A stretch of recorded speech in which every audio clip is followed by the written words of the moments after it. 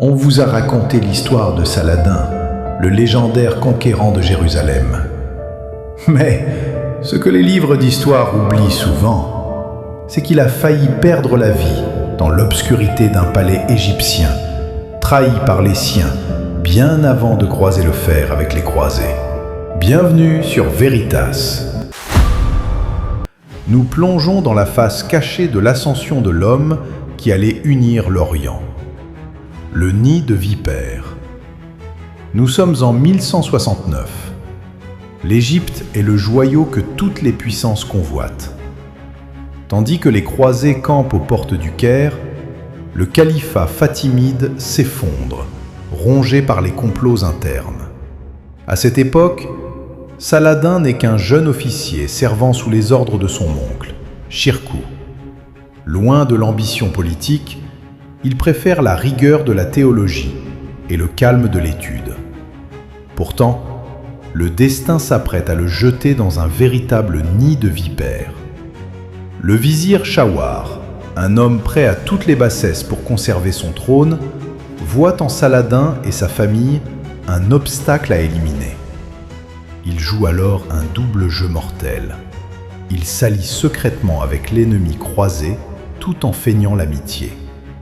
Shawar invite Saladin et son oncle à un banquet de réconciliation.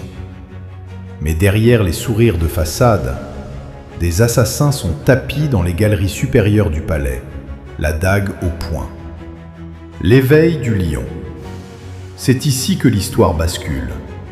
Saladin, que l'on décrivait comme un homme doux, comprend instantanément que dans ce monde de trahison, la survie exige une main de fer.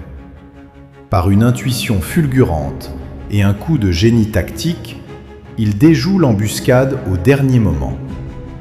Le sort se retourne contre le traître. Shawar, le vizir corrompu, finit exécuté. Mais le plus dur ne fait que commencer. Contre toute attente, le calife nomme Saladin comme nouveau vizir. Pourquoi lui ?